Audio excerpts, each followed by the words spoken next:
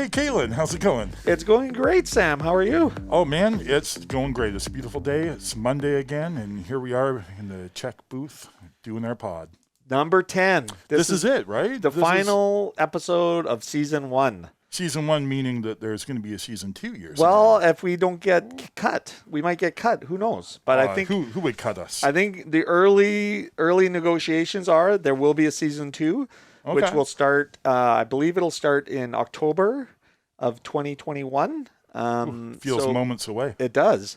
But this will be our wrap-up show. Today we are going to cover the previous podcast, some highlights, some lowlights. Not that there was many lowlights, but just sort of how the Bread and Butter Collective has started, where we've gone, and then just talking a little bit about our podcast, because I think there's a ton of great information that would help entrepreneurs, whether restaurateurs or just business people in general.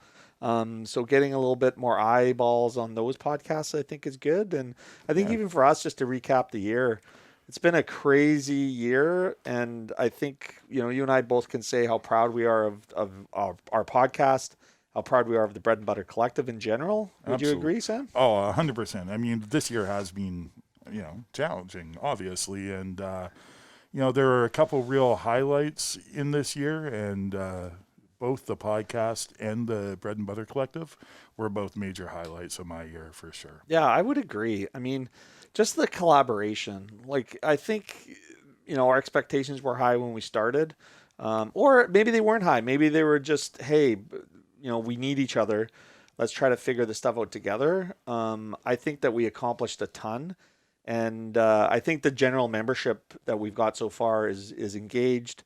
And from what I've heard, everybody's really benefited from it. And we've had some really good dialogues and good information sharing. Yeah, and we've now been an organization for a year. Yeah. Like, I think our 1 year mark just passed us by without any fanfare or anything. I was thinking about it the other day, and I was like, wow, has it been a year since I got the call from Jeff saying, hey, I got this idea? Yeah. Yeah, and it would have been a year. Which is crazy. I mean, the thing about it is, and I think people realize the commitment in time and things. And when you're in an industry that is basically changing every 3 months, and that's, I don't think customers realize it. I don't think staff realize what's going on either. But from the management of these businesses, like, we're really having to pivot based on different health mandates and what's going on the ground. And you really need to reinvent yourself. And that requires, so much energy because you have to think of the new systems in place, how they're going to impact your business. And then you also have to share what changes you're making, not only to your staff, but your customers, and sometimes the banks and all these different things. And, when the customers have an expectation of certain levels of service, and there's a wide gap between what people expect based on the interpretation of the health orders and what they want, and then you tie in the political end of it, you're just getting hit all the time. And then you're obviously asking your staff to work in these environments and under these types of changing circumstances. I mean, I don't know about you, but I feel like I've been in a 15, 20 round fight. And we're in a new round now, and it feels like a good round, but on closer inspection, I don't know. I'm still nervous. I'm still expecting to have to weave and duck and and I think get a couple of uppercuts in there somehow. Well, I think we're rightfully optimistic, and I think that is a good thing. But I don't know about you, but I'm feeling a little bit how I felt almost when COVID hit, where I'm just like, okay, I think the future is this. And that was the same attitude I had is, okay, what does it look like in a pandemic about running your business? And then just make those adjustments as quickly as possible so that you can actually bring revenue in and also run your business in a way that could be profitable and not absolutely go bankrupt because of the restrictions and whatnot. So now, because I think the roaring 20s are going to be upon us, there's still some uncertainty about variants and vaccination and lack thereof. So we don't really know what the runway is. So we're planning for this big resurgence. You also have to keep in your mind what happens if mandates come back. And not get rid of all the plexiglass, put it in storage or keep it up or what have you. But I'm feeling a little anxious, to be honest. Like the amount of effort and work now and just the risks that are coming up, like the labor market is so tight. And and then customers are like, I want this level of service that I had before, and their expectations, they want it now. And they may not get the same level of execution of the deliveries from us. I mean, I don't know. It just feels like things have changed. I think expectations have softened. I don't know if they have totally changed, but I'm sure public perception and expectations have softened. I think there's a better understanding, and I hope through our podcast we've sort of shared some insider knowledge of the challenges and just the reasonable idea that we need to change our industry in order to survive these types of events, and also just make sure that our mental health and there's a good exchange of value for what we're selling and what we're asking from our customers, and we got to produce the value too. But just get all on the same page is like, look, we want an industry that can be a profession. We want to be paying living wages to our staff. We want to be providing good product, and we also want to make a little bit of profit at the end, so that when everything hits the fan, we're not left holding the bag, and we can't pay our loans, and we can't do this kind of stuff when we're really trying our best effort to provide the best value for our customers, right? Which is and our staff. Which is a whole lot of work in the back end, really. And I mean, I think that the best part for me of the Bread and Butter Collective is being that, yeah, there is all this work in the back end, but there's always so many people to talk about it with and to bounce ideas off. And, like you're saying, we all have to pivot and make money and figure things out on the fly. Yeah. And it would have been a lot harder to navigate those uncharted waters without such a great group of people that I can now call my friends who are there behind you, helping you out, and just even to bounce ideas off of. Really. Well, our weekly meetings, and they're not like fests, but I think they're very constructive. We follow the traction, executive sort of roadmap for our meetings, which I think is very good, and it's available. It's other businesses can look up the book Traction, and I just bought 12 copies from some of my employees. Yeah, I mean, that is a great point, because I think I'm going to do the same as well. And I've always had a bit of a library where I share information. I'm a member of the Harvard Business Association, so you can get access to very high level knowledge, and some of it is basic, but anything we can do to share knowledge, and I think that's the spirit of the Bread and Butter Collective. I didn't know you're a member of that. I need to borrow your library card. Yeah, no, and it's good, and you get monthly or even weekly snippets and new books that they're publishing that are business related, which is a good. I mean, knowledge is power.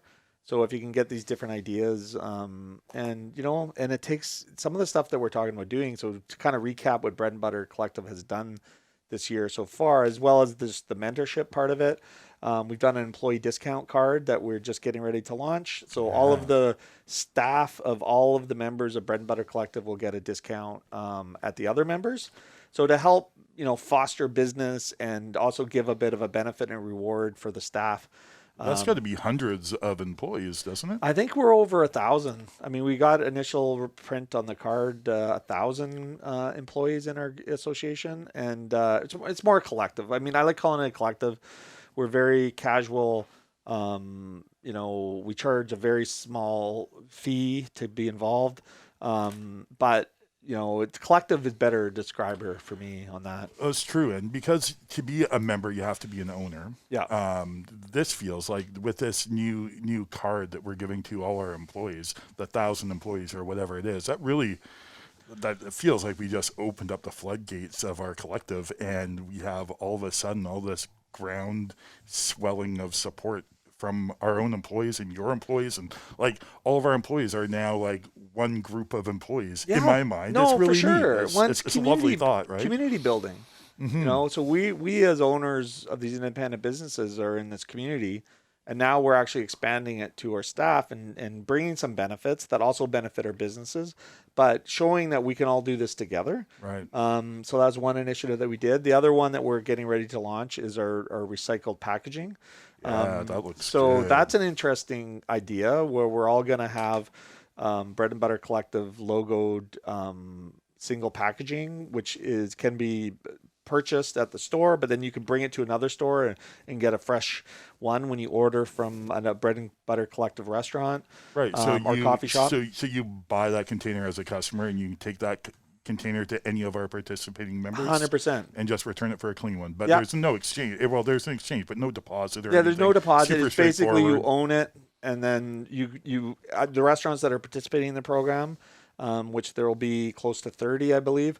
Once we get it rolled out, then you can just bring it to it. You can bring it to 2% Jazz. You can bring it to Big Wheel. You can bring it to Prima Strata. You can bring it to House of Boateng out in Langford, and you will get a brand, a new, clean, sanitized one for your meal there. And you take that, and you just always have one in your possession once you've bought it. You could use it for your camping trips. You can do whatever you want with it.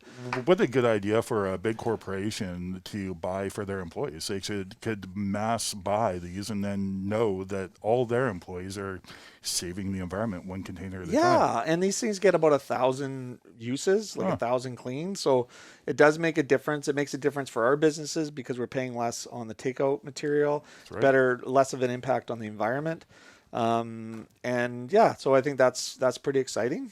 What else? What's the other? Well, we're working on the living wage program. Yes. I mean, that's not an official, I don't think, take for us, but we have so much interest from almost all of our members are wanting to do it and participate. And one of our mandates is to make life better for our employees, for sure. And this is one way to do it. And I know I began mine July 1st, and I'm just jumping in.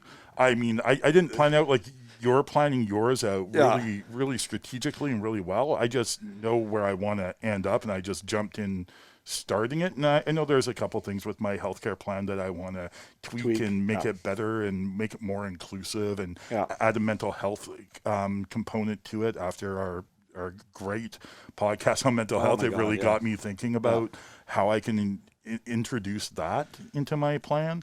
But yeah, so far so good. I mean, I had an awesome meeting with my staff. It felt so good. What was their reaction? Well, the reaction was kind of what I expected. It was quiet, and it wasn't like rah rah rah. And I wasn't expecting them to put me on their shoulders. Yay! Like that's oh, that's so nice. It's like it's about time. Yeah. I think, and that wasn't their attitude. It wasn't like, oh, it's about time you give us more money. It was just like an acceptance of the fact that times are changing, job structure is changing, and how we interact in employer to employee and employee back to employer is going to change. Yeah. And I really tried to make that clear that this isn't just everyone gets a raise. This is a different way to interact between us. Yeah. I need to be held more accountable for better communication with my staff.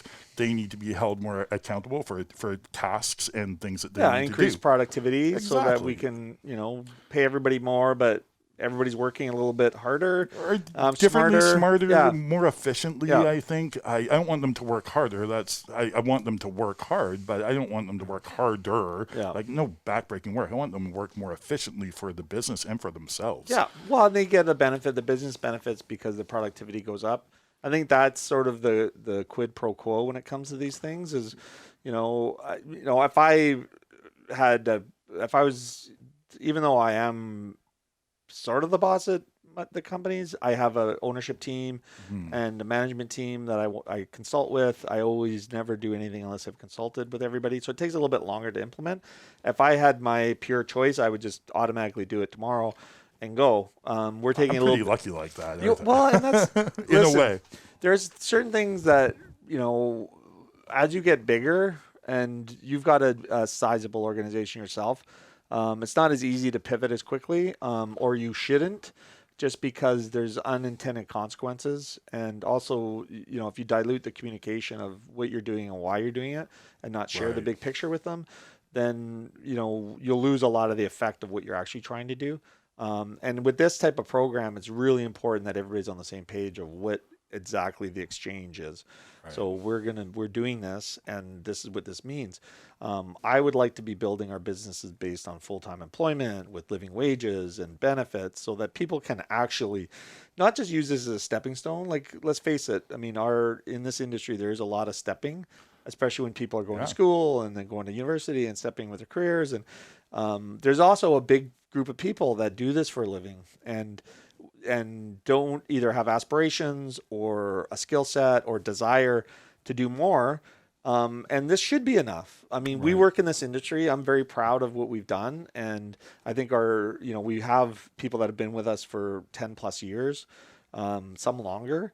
And those are career minded people. And, we should be able to provide not just with tips, but we should be able to provide a job that actually pays a living wage. So, and it does take a little bit of time to get there, but I think by the end of the summer, we'll probably have, 5 to 10 of our members that will be doing living wages. And we're going to have a variety of different implementations. I mean, Cliff from Philippi, he's done that from the beginning of COVID. We talked to Paul Hatfield from Spinnakers on episode 8. Yes. Episode 8, where we talked about providing living wages and all those things. So if you're interested in that topic, definitely go to episode 8.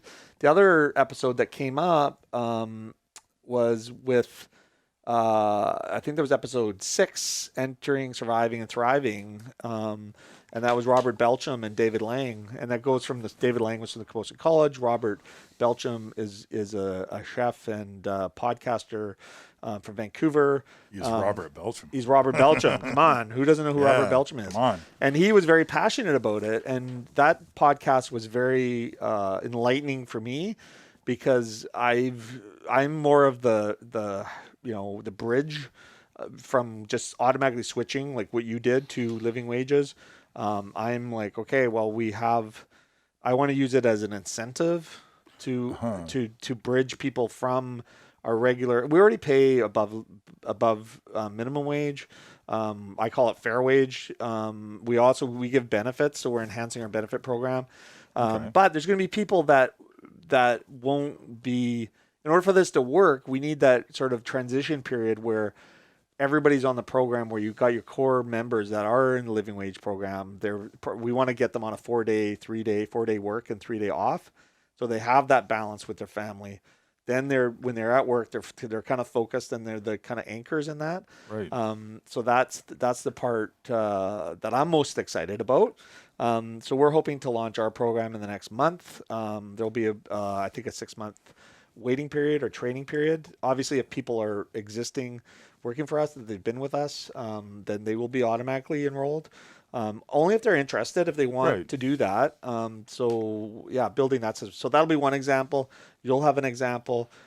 Jeff Hetherington was up in Courtenay, and there's an example of a ramen bar up there that's doing it, and they put it right on their chit, where it's just kind of like us with the autograt that we had been doing during COVID.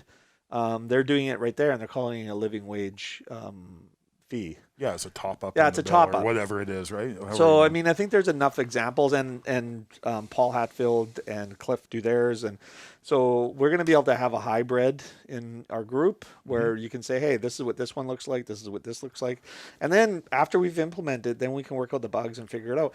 A lot of with these big ideas for me is like feel the fear and do it anyways.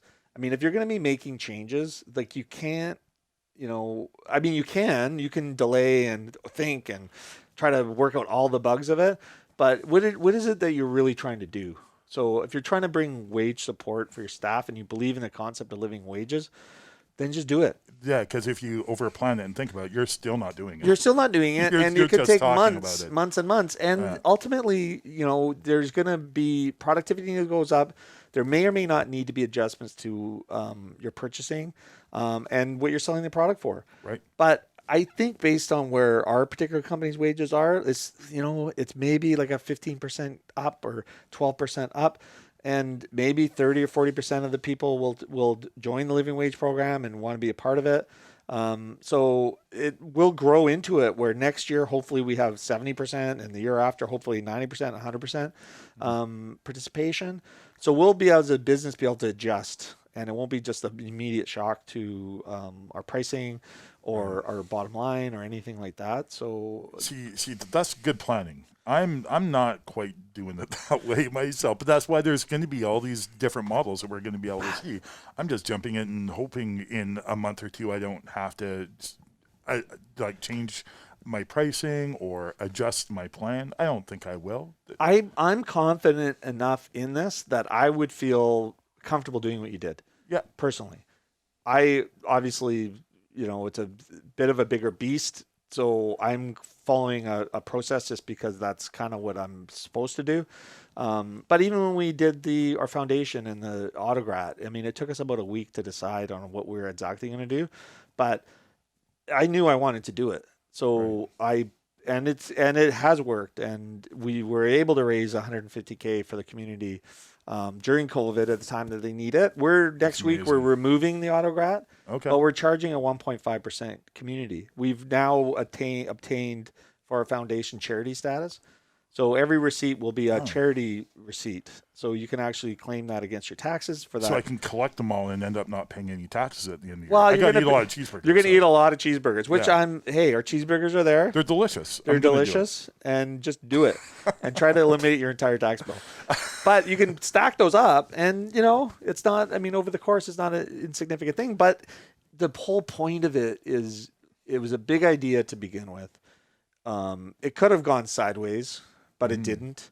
And now we're just really trying to just, enhance that. Without the auto gratuity thing, I agree, for the type of service we're doing, it was put there for a purpose. That purpose, or the reason why we did it is subsiding. So now, the value that we got from the donation, because there a portion of that was donated to a foundation, which we matched. Yes. And it was really important for me to tie everybody in together. So you got our customers, you got our staff, you've got our suppliers, and you've got, the ownership all participating in the same way. And I'm a firm believer, like, people that didn't agree with it, didn't support it, and they can make that choice. Yeah, so they don't have to. There's nobody's obligated to drink a 2% coffee if they don't like your business philosophy, and that's fine. Right. I, for one, think that there's enough people that support it. And I'm proud of the fact that we're doing this, and I wish other businesses, and hopefully we'll be examples for other businesses to replicate. And through the collective, they can learn the challenges that we've gone through, and also the opportunity of doing that type of stuff. Yeah, there is a lot of education to do with the public, and I mean, just comes with time too. It does. I mean, it's these big ideas, It's like moving mountains. And I think that's kind of where I'm a little bit exhausted at this point. Our last kind of battle right now is the living wage and implementing it, and also recognizing that there is going to be tremendous labor shortage. And unfortunately, we will not all have enough employees to do the job, which will impact food quality, the ability to deliver food and things like that. So we're going to have to, there's a new challenge coming down the pipe that we as a group need to be ready for, but then also quickly position ourselves so that we can survive it. Well, by offering your employees a living wage model that might give you an advantage when it comes to hiring. For sure. Right? And I would like every restaurant to follow the same and just have that, because guess what? There's still going to be a labor shortage, but at least the workers that are working there are making decent wages. You've created that dynamic where their productivity is going up. So you're not absorbing 100% of the inefficiencies of it. You get the benefit of that, which should not incredibly raise your wage costs. And that way we can keep our pricing modest and not just automatically just raising our prices. Yeah, I agree. I think that in a pretty short time we're going to see the gap between, say, the Tim Hortons and the Habit coffees grow. I mean, you're going to get their specialty coffees are going to be seen as more specialty, because we are going to be the ones who are going to pay our staff more. Yeah. And the guys like Tim Hortons, I just don't see it happening. So there will be that gulf, and education needs to fill that gulf. Totally. Otherwise, the consumers might just end up going for the cheaper product, which doesn't do the community any good in the long run. So. No, I mean, I think you want to make sure that you've got all the community partners working together. And listen, I would love for Tim Hortons and Starbucks. I mean, I think Starbucks pays their employees decently. I think in some jurisdictions, Tim Hortons, like Alberta, for example, they're paying, top dollar just to attract staff. So markets that have gone through employee shortages have already made those adjustments. Right. But how good would it be if the entire industry is actually, paying living wages and we all compete If fairly? McDonald's pay the living Yeah. wage, they Well, I would. mean, there's a debate. Like, if we're all honest with each other, like, if you have a high school student who's living at home, has different financial pressure than a 19-year-old who doesn't live at home, has to pay market rent, Right. and would like a career or what have you, but doesn't have access to education or money to do education or whatever, they should have an opportunity to have a job that they're proud of.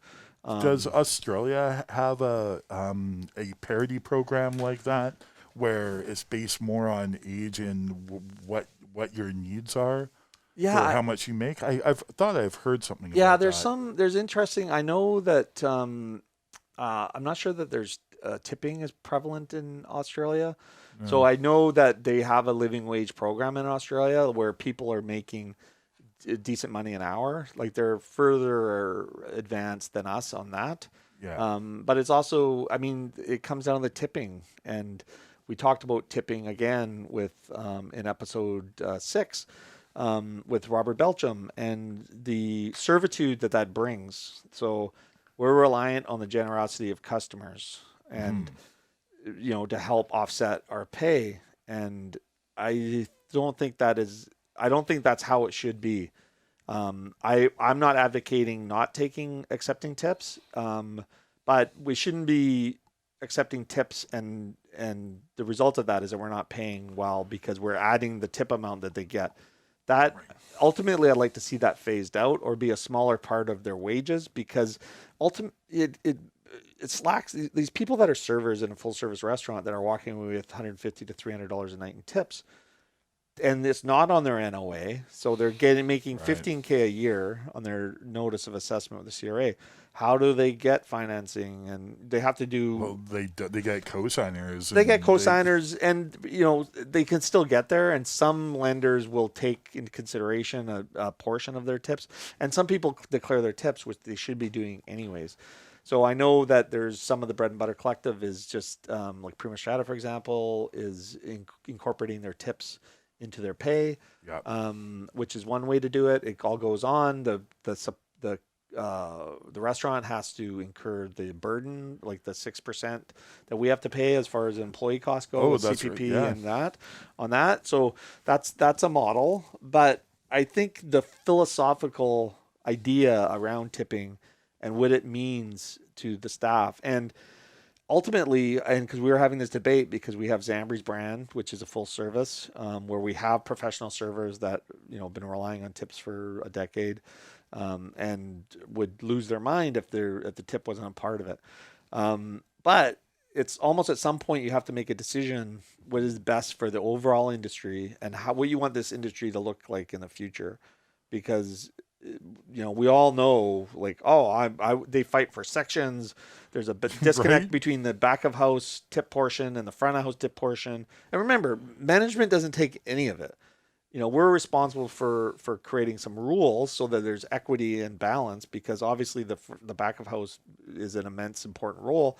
Traditionally, the front of house gets the larger lion's share of the tipping. So, Right. there is always that battle. So, Well, I remember Paul Hatfield on episode 8, I believe, was saying that he then when he went to the living wage, he took his tips and he pooled them, yes, not evenly. He tried to do it evenly because he thought that was the right way to do yeah, it. But after conferring with all his staff, they worked out a 65-35 yeah, deal. I think 65 front of house, 35 back of house. yeah. And I think everyone was pretty happy with that. But even then, I still think he did lose a few of his people had been there Well, for they a just long time, right? nobody likes change, and I think that is fair.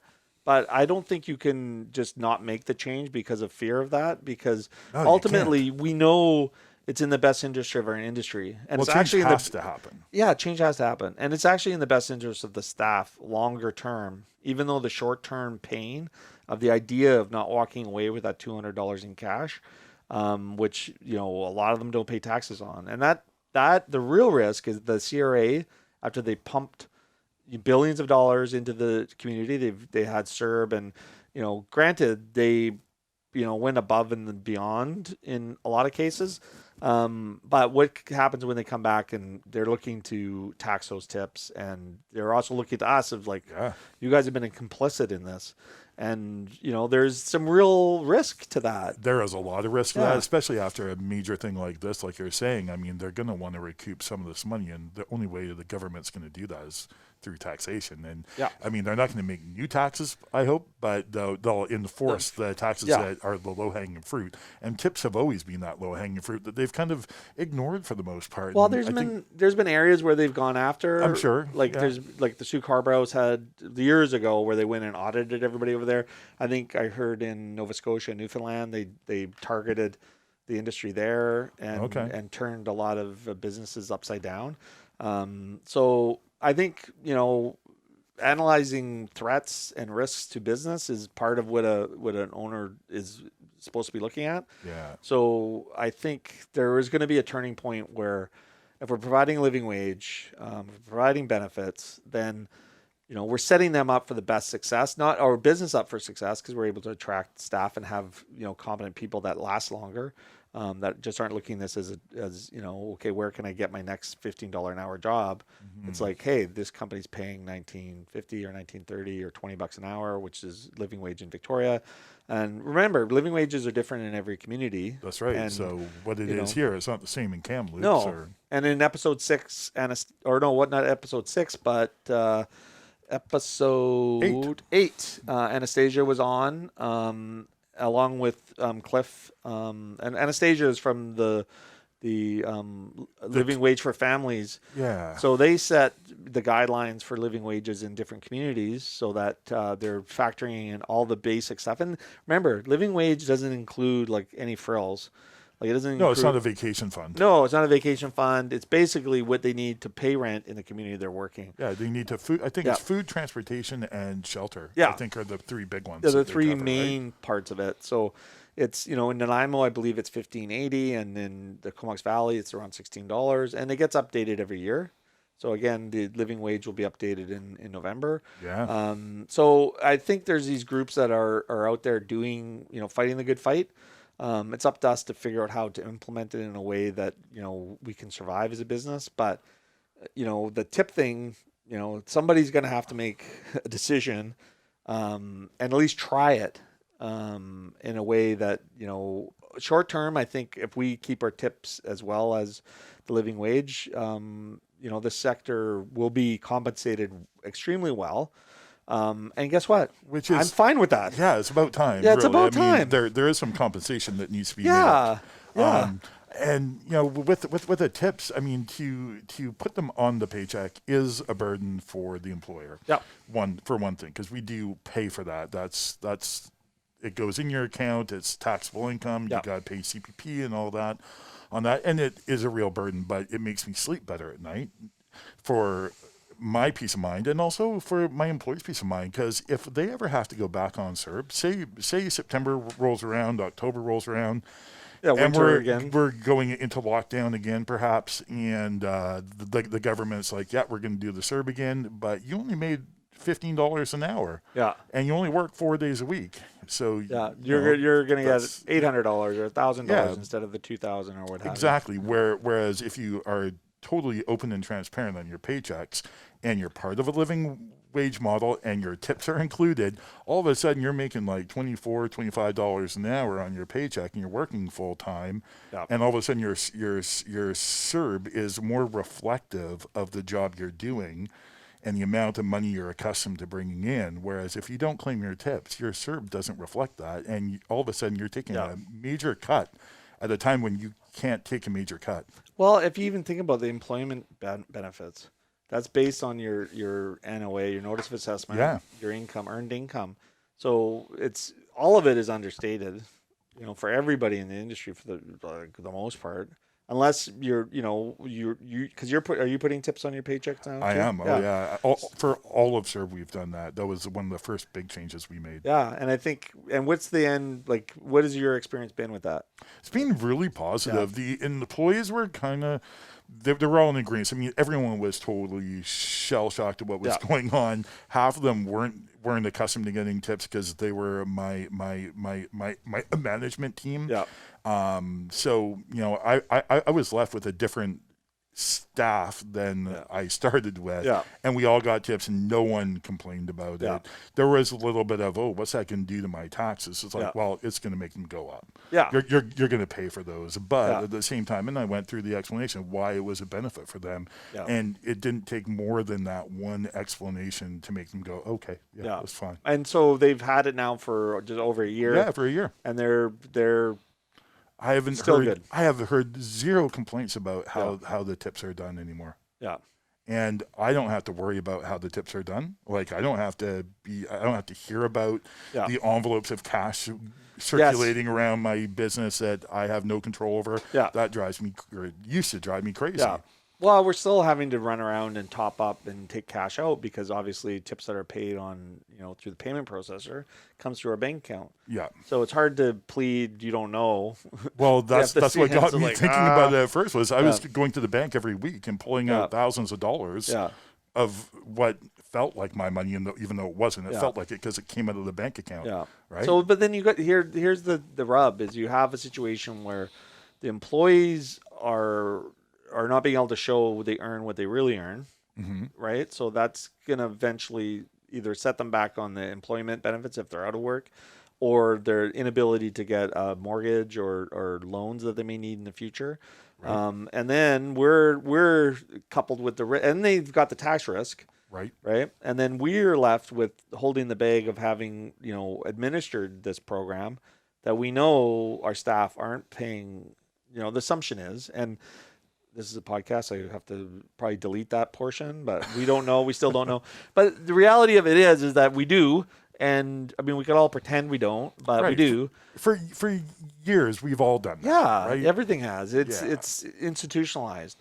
So, but we're holding the bag on the risk again on that component. So, at some point, somebody has to make a change and build something better. And already we're getting some traction because we have a number of companies. I mean, I can name 6 or 7 that are doing the same thing that you're doing right now. Right, and in Victoria, it's so exciting to see that wave coming. Like you can just really feel some significant changes, and maybe we can feel that because we're part of this group that talks about it all the time, or maybe it's just obvious that things are changing. I'd like to think it was more publicly obvious. Totally. Yeah. And I mean, as much as these systems, you look at the recycle thing and you look at the discount card and you look at the living wage program, we're also a mentorship group, and episode 3 was women in business. So we talked to Kristen from Prima Strata, Joe Zambri from Zambries, and Marianne Carmack from Roast and Taco Pastor. And so I think being supportive to communities that may need it, and obviously it doesn't mean to diminish women in business, but I think having a table and a seat for everybody to be a part of the discussion is important. At-risk populations are important. I know we've got a mandate for next year for Bread and Butter Collective to do some foundation and giving to community and charity initiatives that we'll do. So I think that is exciting. The other thing, and in episode 2, we did the business of cash with Catherine Sloan from the BDC, and to discuss the difference between development banking and your primary bank, which would be, the Royal Bank and the Toronto Dominion in Canada and that type of stuff. But business development bank actually helps develop businesses. And I know you and I both use the BDC quite a lot. I do now, but I didn't before. I didn't for years. Yeah. And then I stumbled on it. It was like somebody at the TD we were doing, I think it was when we moved Zambries from the old location to the new location, and the TD, and he had worked, or he was going to work, the manager at the business development bank, and say, the business development bank is something. And then I went there, and there was all of a sudden light bulb moment where, they have different rules, they have different mandates, and they're actually encouraged, and is all federally backed. Yeah. So there's things that they don't have to do that a bank does, and they're like they're a non-demand lender. So obviously you've got your covenants and you're expected to pay it back, but it's there's not so much more flexibility totally, in the totally payment programs. Yeah, and they can really actually help you succeed. But most importantly, and as Catherine explained about business planning and different things, they actually educate you on what you need to do. So I think a lot of the mainstream banks, they don't say, okay, well, what is your current ratio, which is related to your cash flow. And I'm like, current ratio. Yeah. And I went to business school. So I'm like, okay, yeah, I'm remembering that. But in actively running a business and several businesses over the last 25 years, I'm like, oh God, that is really important. And I remember that back in college, and I'm like, oh, I kind of lost track of that.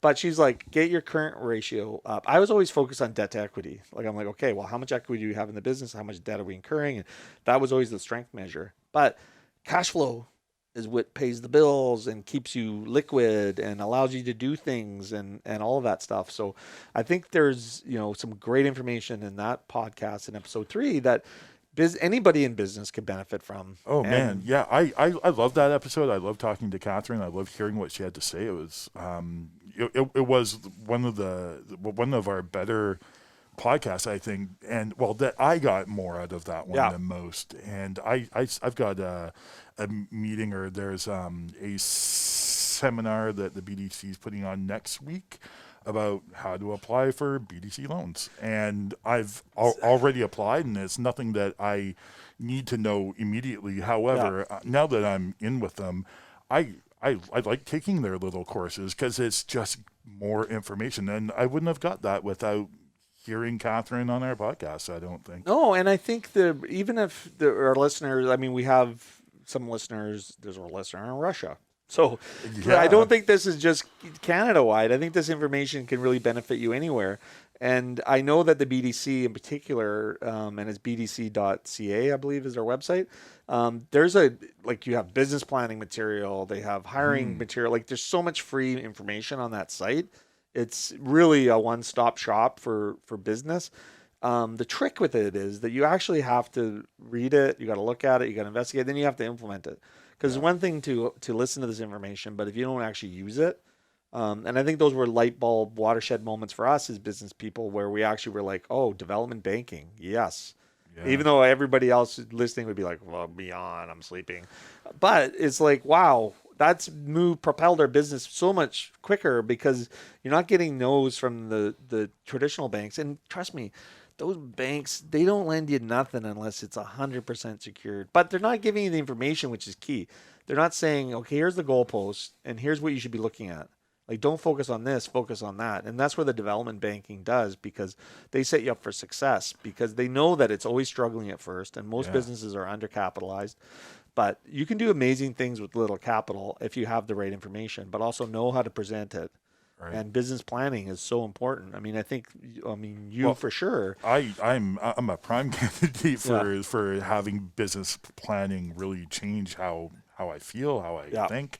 If I could put a plug in for the BDC, is that, and I'll just say it because most people don't know how really flexible they can be. So I applied for a mortgage. I wanted to buy a building, and I thought I was going to have to come up with 25% commercial down payment. They're like, you know what?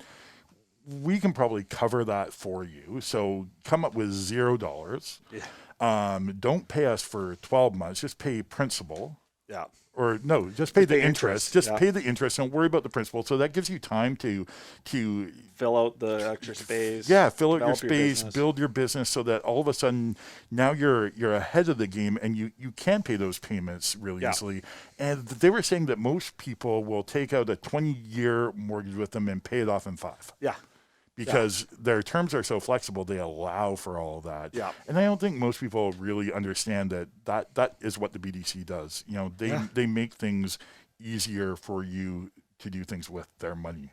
Well, and the thing about it is, and it starts with, good business fundamentals, because ultimately if your business is profitable, then you're going to have some equity in that business, which they're just going to, they don't even take it or secure it. They just say, okay, you've got equity in your business. We're going to bankroll the entire thing because we're doing the same thing as we're building a building in Courtenay. Right. The BDC's financing the whole thing. We own the land, so we made the investment in the land several years ago. So that is part of it. And it's like, okay, you own the land, no problem. Yeah. So they're basically paying for everything. And that's where normally I'd be like, okay, well, we need to put 25% down or 30% down and we'll be partners. But in this case, it's not. And that is a development banking thing, but it starts with, good lessons in showing your profit and having equity on your books, Right. so that you can benefit from that. And you don't have to know all of that per se either when you're dealing with them. What I found was They'll tell you. They'll tell you what they want and how to get it. They're not there to test you and trick you into making mistakes. They're there to hear what you have to say. They want to hear your passion behind your business, behind the vision that you have. That's more important than your bottom line numbers to them. 100%. Is that you're prepared to just do it and you have a vision, you know how to follow it. That's what they're really looking for. And I found that so inspiring. It's totally inspiring. And the other thing with that is that, if you follow what they say and you implement it, then you start building a lot of trust. So they're like, okay, they know what you do, what you say, they followed our advice, and then now they're going to be there for you if there's little stumbles or little things like that, right? And we're all learning as we go along, but understanding that there is a set of rules and they're going to give them to you. They're going to be way more adaptable than a mainstream bank, and that's why they're called development bankers. So they're dealing with businesses that are developing and growing.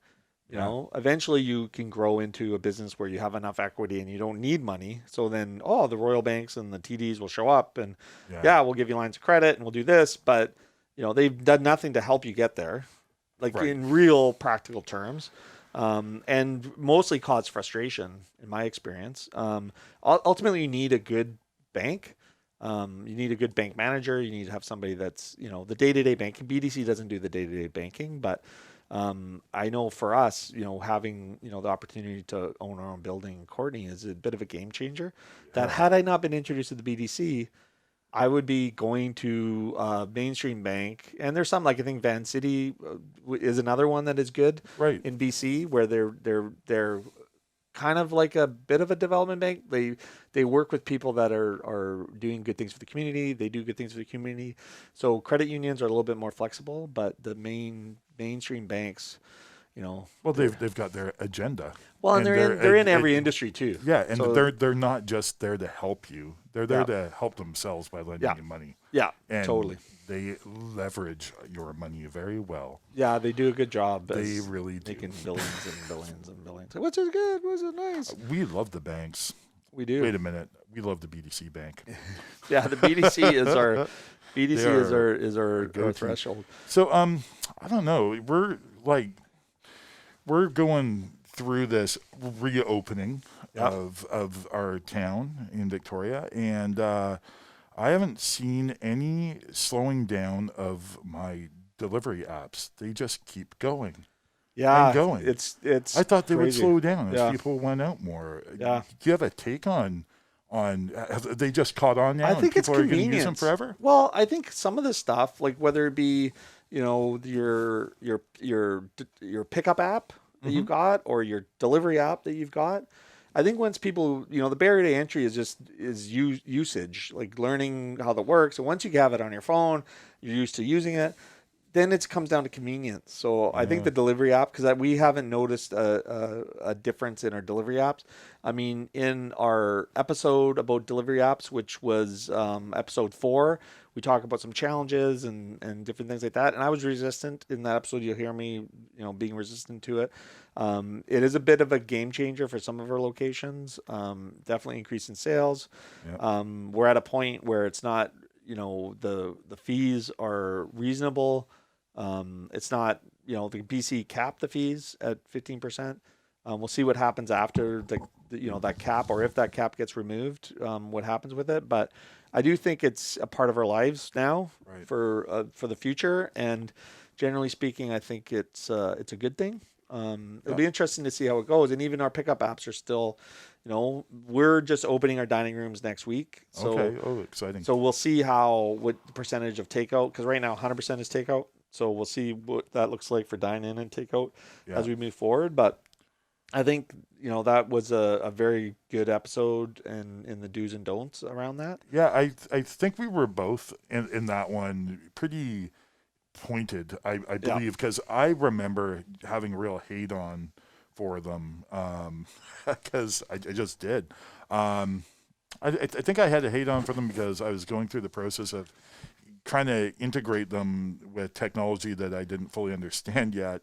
And I was trying to do 3 delivery apps at the same time. I still have 3, but going through all the back end stuff of there, I can see that one is outperforming all the rest by a lot. What's your take on having one app that you focus on, or do you like the idea of having as many as you can and just take it while you can get it? I think we have one pickup app. Okay. And we're just switching from our existing takeout app to a different one coming up at the end of the month. So we'll see how that transition goes. But the other one, we just do one. We do DoorDash for ourselves. There is all of the other ones, and Tootie's a great local one. Yeah, that's right. Our issue is because of the volume that we are dealing with, the number of processes, like we weren't comfortable because there's not integration into our POS machine. So the main, heartbeat of our business is how everything gets entered. Right. So our accounting team deals with it. We use it for analytics on what we're selling, what we're not selling, all that stuff. So starting in July with the new system we're going, we'll integrate. And that was the issue with the one we had or currently have, which is modern and again, a local company. But just a little bit of lack of sophistication on the back end and just timing of delivery. So they're a local company, which is great, but they don't have the capacity to move very quickly. And when you don't have the information, like how can we make decisions? We don't even know. We're blind. So adding another like Skip to it or 2D to that system, now we've got 3 data points, screens. Maybe it's all on one screen, but then we got to navigate through if you're lucky. But the integration, if it just went in and the orders came in, and then all we had to do is on a chit that said Skip, then we put Skip, no problem. DoorDash, no problem. Right. But without integration, like stacking more on top, I think it's going to be a bit of a problem. So I know you do multiple. I do multiple, and how are you? Well, we have multiple, and they're integrated in our POS, but we also have the iPads on the counter for one for iPad each one? for each one. Yet it's still integrated through our POS. Yeah. And we find that no matter how integrated it is, it's still, if you're on the POS dealing with a customer that's right at the counter, then all of a sudden you're being interrupted by someone who's not there because it's integrated. So we keep the iPads independent of our POS system for all our delivery apps. But it is 3 of them. And one, I think it's DoorDash, outperforms all of them for my business anyway by a huge factor. I'm wondering if I wanted to cancel out the other 2, are the few people that are on those, are they going to find me elsewhere? Do people go between apps, or if they got one, like if you're a DoorDash person, you're just a DoorDash person. If you're a Skip person, you're just a Skip person. I don't know. Do you think it works like that? I would imagine there's probably a percentage that are like that, but I do know that if somebody wants to order this way, they'll find you. They'll find you, especially if you communicate it well that you're going to be backing out of certain ones. For me, it's just, we have a management software that we've invested in, which is called Compete. Yeah. That sucks up all of the information from Focus, which is our main POS. And that's the integration hub that we've kind of went with. So hopefully all of it will be integrated and will be, is this my coffee?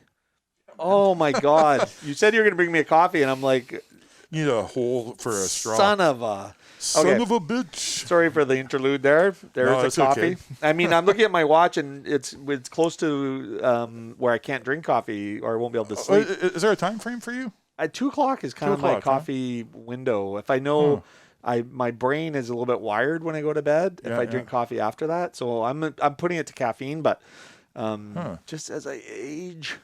But yeah, anyway, thanks for the coffee. Hey, well, but I mean, I got to keep you up. Yes. So the interaction and integration of these things are important because the data is so important.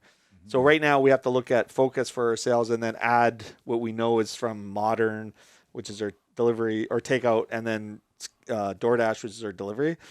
And it's frustrating because then when you're doing reporting and monitor and measure of declines or what's selling, what's not selling. So I'm really looking forward to getting that integration. Ultimately, you can do it by hand.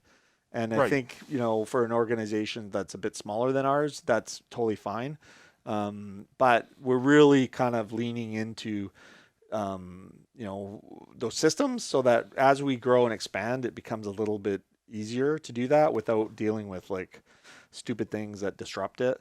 Right. So, all these software things and we talked about that in the business of operating systems in episode 9, which was our last episode, which I think the amount of information that we have here, I believe, obviously it's from our perspective, but we brought in some really good people. And one of the episodes that sticks out for me that kind of made the biggest impact was the mental health episode. And we had Ginger Henderson, who's a counselor in Victoria here, as well as Sean Sewell, who's the head or the lead for Vancouver Island on Mind the Bar, which is a nonprofit mental health specifically for bars and restaurants. So again, really good information because obviously through COVID, even for us, like I've been going to a psychologist for 25 years and it's really essential part of my monthly sort of protocol, like just like physical health, things like that, is just having a sounding board. Sometimes you think you don't have anything to talk about, but then you just dive in and then you have those light bulb moments where it's really epiphanies that are just life changing.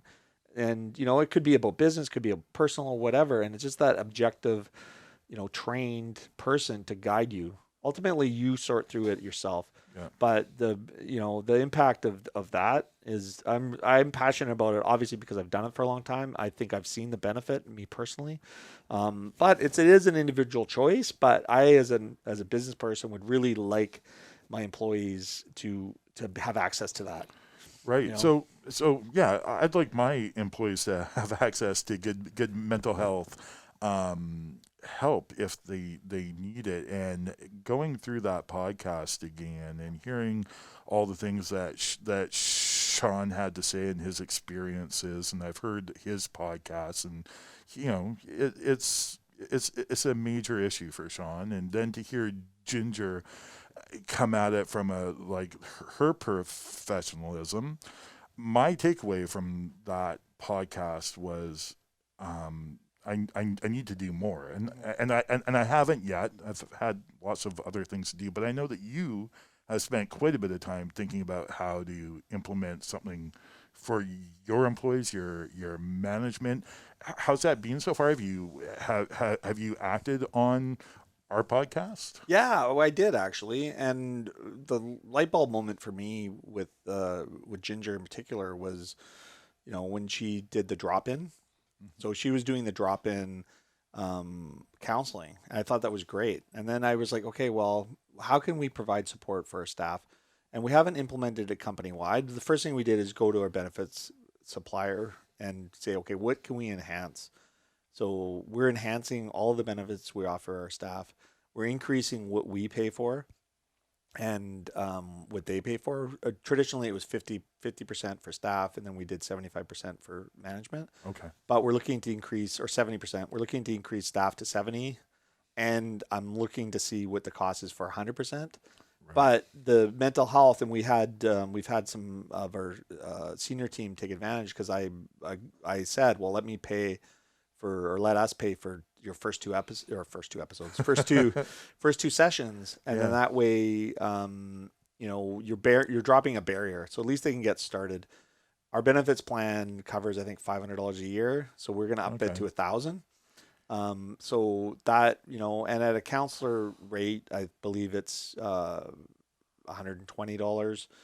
Anywhere from $90 to $120 for a counselor. Yeah, I think that's what Ginger was saying. Yeah, and it's close to $200 for a psychologist. But having $1,000 versus $500 is a real help.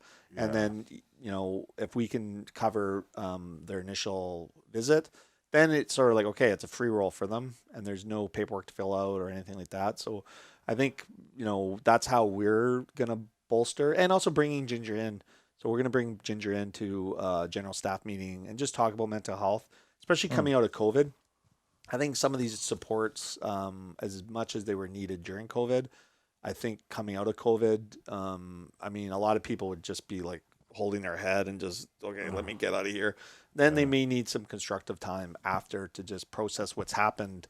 And people are going to be a bit of post-traumatic stress, I think, from COVID. That would make sense. I feel it. Yeah. So And we're not even post yet. It kind of feels we're getting post, and I already feel the effects. Totally. Sure. And I think, these resources are there, they're available. We already have stuff, but also encouraging people to take advantage of the benefits. Like when you're young, I remember when I was working and I was looking at my statement. I was working for Canadian Springs at the time.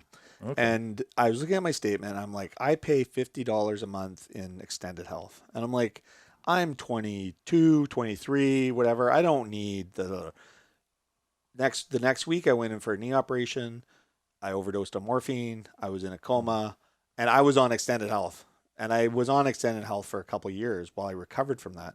So, detailed story, but you don't need the benefit till you need it. And you never know when the door's going to knock and all of a sudden you need it. So having it, and that's what the insurance is about. That's the thing about insurance. You're right. And for us, like right now, we subsidize 50% of it. So not everybody participates in it, but they should. And they're paying 50%, but we're paying the other 50%. And soon we'll be paying 70%, and soon we'll be paying 100% of it.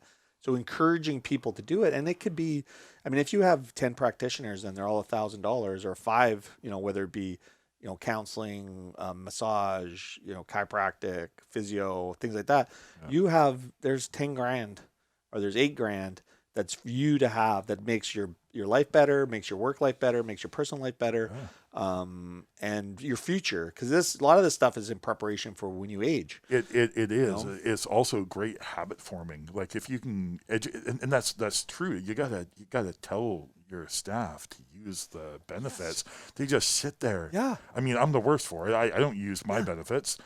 Really, I could be getting a massage once a month. And do I? No. Well, and this is the thing about but it also teaches them to take time for themselves, So if you truly care, I mean, obviously the message doesn't always get communicated to the staff, but I truly care. Like, I really want them to take advantage of these things. That's why we implemented them. It's not just a talking point. It's like, I want them to use it because I've benefited from all these. I've done counseling, I've done massage, I've done physio, and all these things, and it makes my life better. It does, doesn't it? It makes your life better. You want to pass it on, but sometimes, I mean, for myself anyway, we pay into these plans for an employees, and I just assume that they're going to use them. Yeah. I'm going to assume that they know all the little details because we gave them the package. So I know, but I think back in the day, and I was like, I didn't care. Yeah. I'm like, why am I paying this? What do I need this for? Right. And, it's as much as, it's same thing with the tip thing. Like, you do it because it's just been always done, but it's not necessarily in your best interest. So it's not in your best interest not to use these, especially if you're paying them. But if your employer is paying them, it's a free roll basically, and you're the only one that benefits. And when you think of the costs, like especially with dental and things like that come up, it's not going to come up when you expect it. Your tooth is going to fall out, or you're going to have an ache, and then you're going to be like, oh, I need to go to the dentist. The dentist is going to be, oh, that's $2,000. Yeah, and then you have no. Then you got nothing. Nothing. Right? Yeah. You can't just all of a sudden just enroll in the program. When if you just enrolled in the program, it would cost you 20%.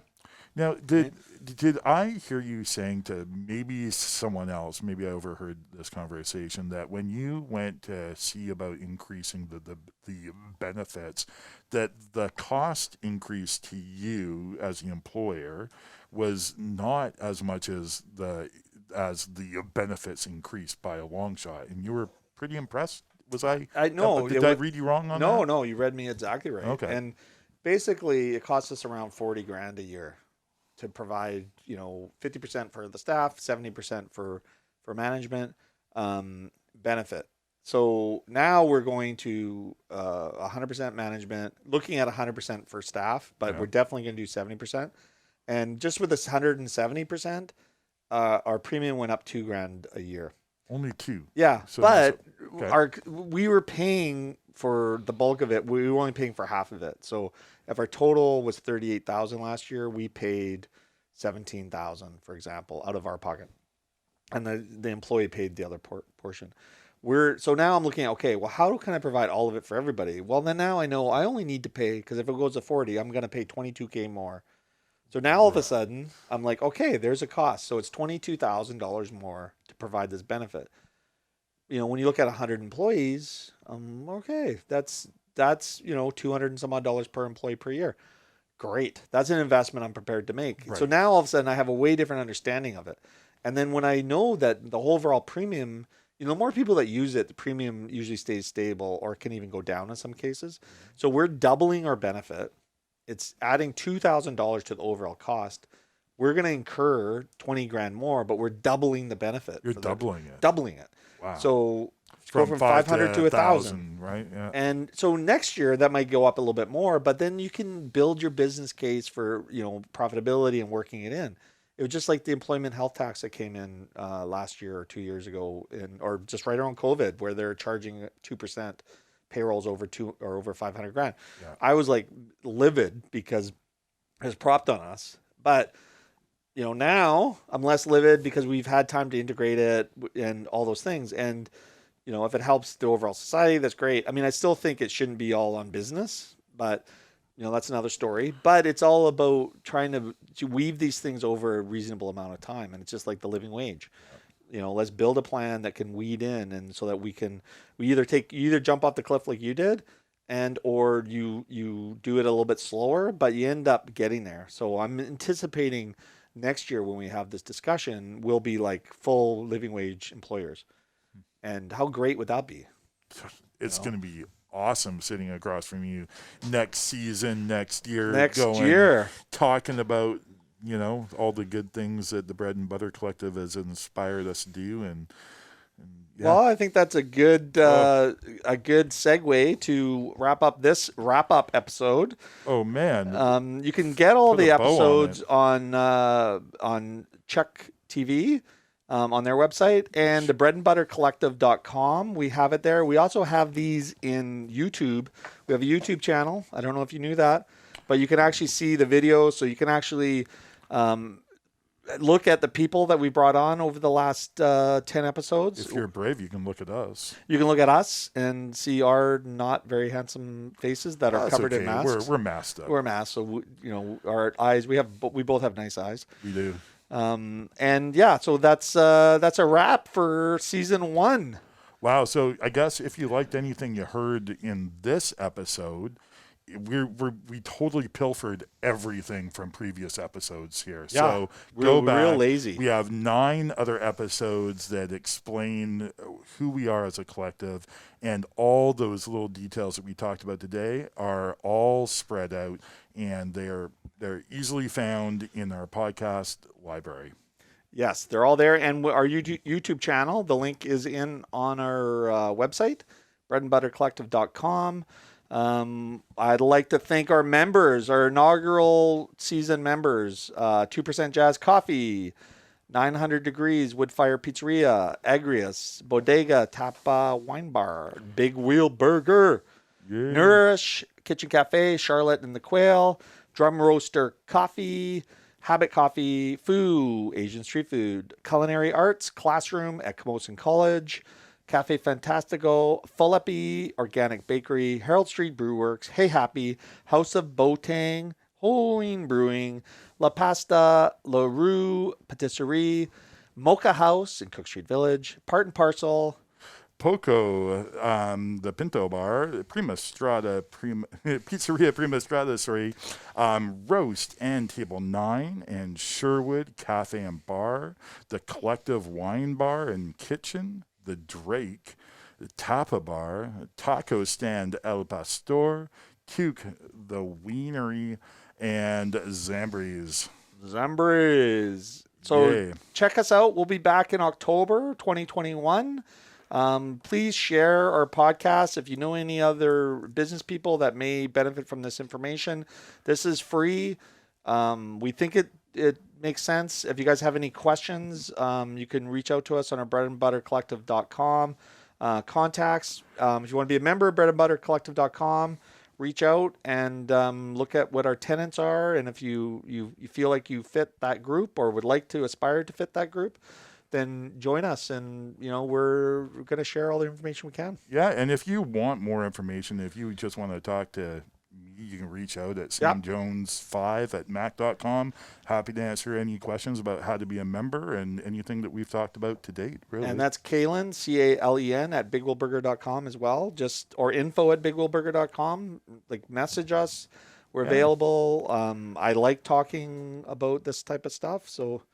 Yeah, I find myself talking about this more and more throughout my week. Yeah. All the time, just having great conversations with people who are interested. So if you're thinking about opening up a business, you're not sure where to go or how to get started, just reach out. Talk to us. And it doesn't matter if it's in the restaurant business or not. All good business practices are the same. They really are. And obviously, if you'd like to know about coffee, we've got Sam Jones, amazing. We've got other members in coffee that are great. And restaurants, it's something I've done for 25 years. So let's talk. And, there's many ideas that are out there that others have thought of that we don't know about. And I'd love to learn that as well. That's right. All right. Well, off for our summer. I'm going to go camping this summer a couple times. And I'm going to stay on the island and enjoy where I live. 100%. I was just at Port Alberni, Sprout Lake. Loved it. So I'll be spending some of my time up there. And be safe, be kind, and we'll see you next season. Be real nice, everyone. Cheers. Thanks, Sam. Thanks, Calen.